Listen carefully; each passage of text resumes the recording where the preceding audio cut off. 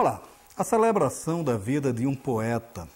Ledo Ivo, uma das mais expressivas vozes de nossa poética, faz um balanço de sua carreira literária. O livro O Vento do Mar, organizado por Monique Cordeiro Figueiredo Mendes, reúne textos onde Ledo vai destrinchando suas experiências pessoais e a convivência com outros escritores, além de uma coletânea fundamental de seus poemas. E é este o tema de nossa conversa de hoje. Na Dica de Leituras, mais trajetórias literárias na análise dos livros Movimentos Modernistas no Brasil, de Raul Bopp, e ABC de José Cândido de Carvalho, de Cláudia Nina. A gente conversa agora com Ledo Ivo.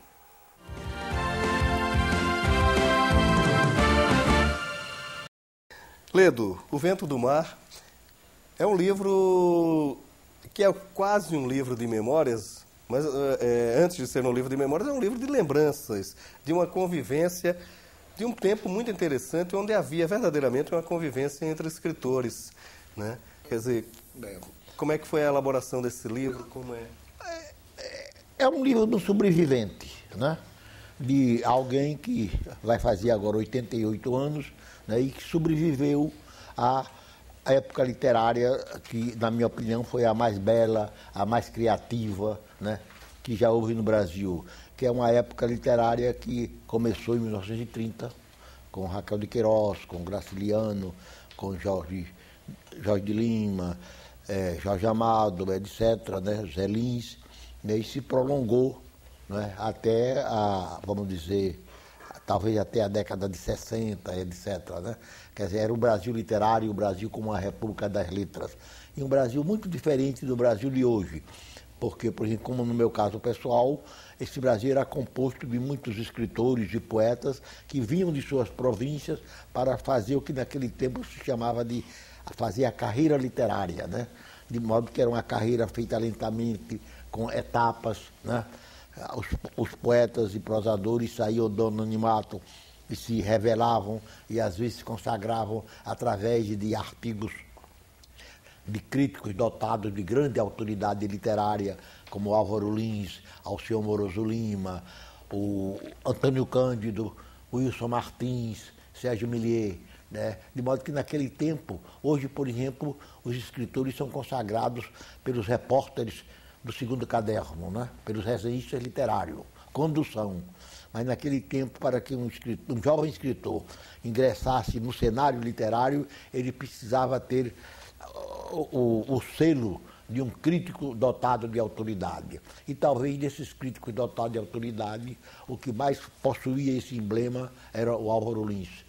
De modo que, no meu caso pessoal, foi um artigo do Álvaro Lins, né, que realmente abriu para mim muitas avenidas, e depois se seguiram artigos do Antônio Cândido e do Sérgio Buarque de Holanda, né?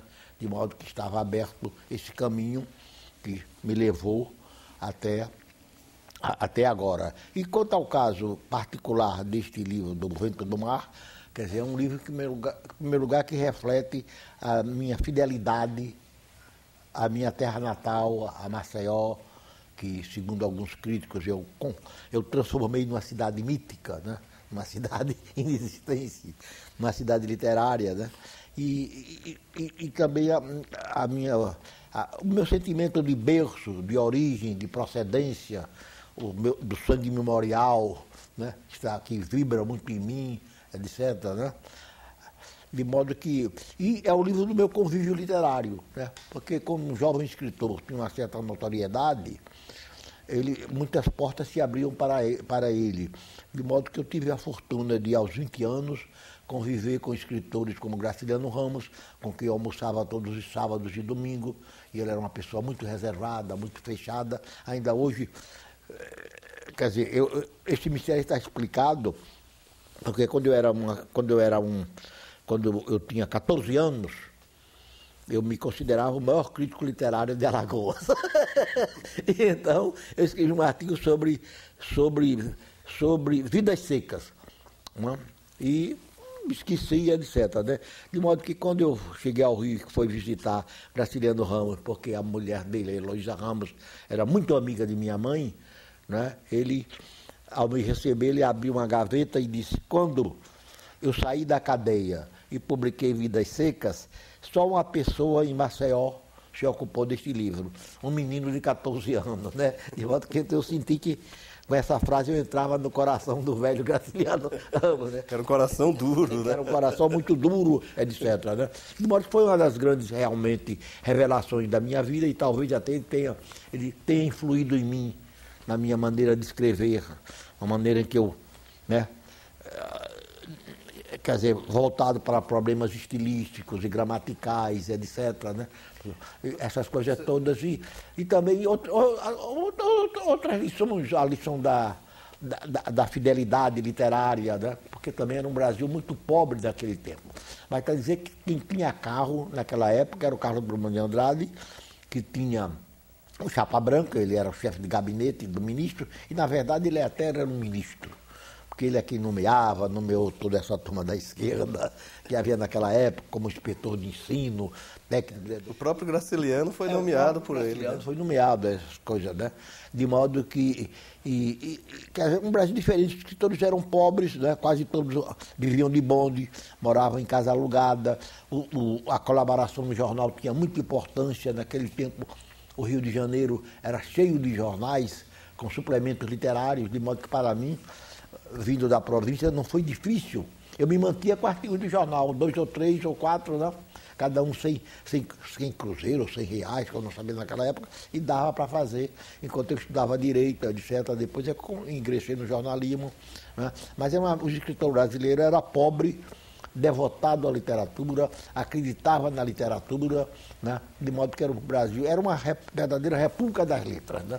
Há um fato que você narra no livro que me chamou muito a atenção, pelo menos não sabia disso, que é um encontro que você teve com Getúlio Vargas. Ah, é verdade. E disseram a ele vai para a França, e disse, volte mais brasileiro da França, e você acabou cumprindo a profecia dele. Porque, né, uma certa época, né, eu tive uma oportunidade de ir para a França, juntamente com a minha mulher. Nesse tempo eu foi em 53, né?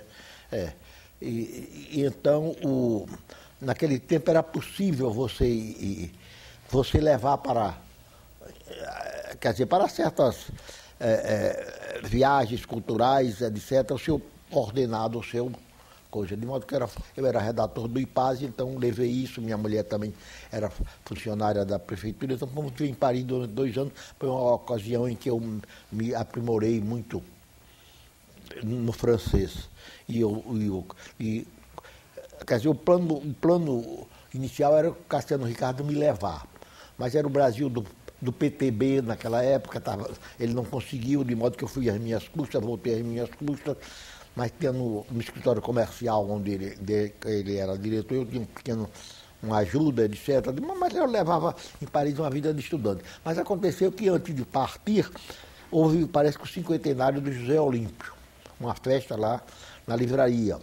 E o Getúlio, né, que era um dos editados da casa, né, como eu, editado pela Zé Olímpio, né, foi presente, e então o Cassiano me apresentou ao Getúlio.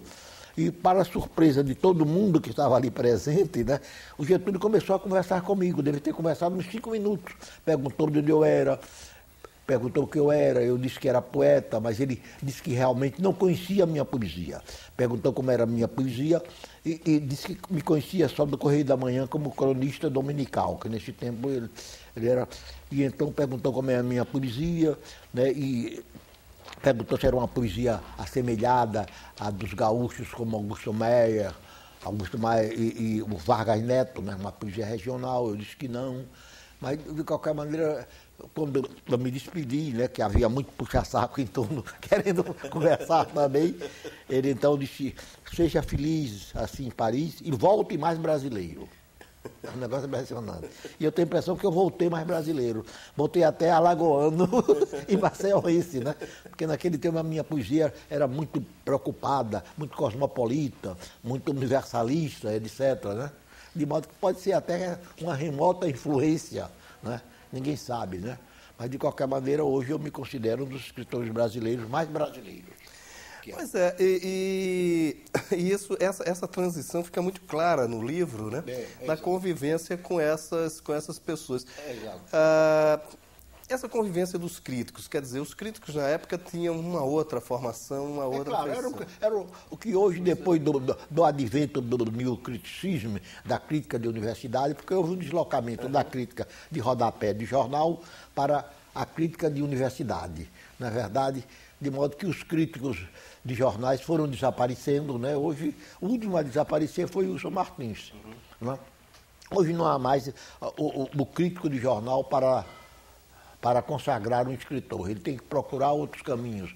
Né? E também a própria literatura mudou muito, porque a literatura hoje se deslocou para a área eletrônica. Os escritores se tornaram até figuras virtuais. Né?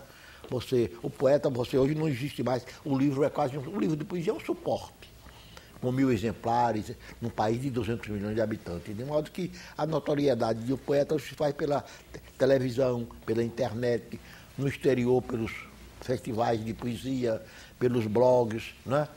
É um outro mundo. Eu, como um escritor de 88 anos, eu sinto que eu estou vivendo um momento de transição, de crítica, de deslocamento da linguagem literária para uma espécie de linguagem eletrônica, né? Quer dizer, se eu, por exemplo, surgisse agora e tivesse 20 anos, eu não saberia que caminho seguir. Porque, inclusive, hoje você nota que os poetas mais conhecidos são poetas de 70, 80 anos. No Brasil não há figura do jovem poeta. Aquilo que o Bandeira Bandeira, uma vez até, a respeito de um certo poeta alagoano, disse o jovem eminente... Não, o eminente... É o jovem, iminente grande poeta, iminente. Então você diz uma notinha, atenção, revisor, é iminente, não é eminente. Né? De modo que hoje realmente você não conhece, quer dizer, os jovens poetas, que eu presumo que existem dezenas ou centenas de jovens poetas talentosos, não têm veículo. Né? Você não pode entrevistá-lo, que o Senado não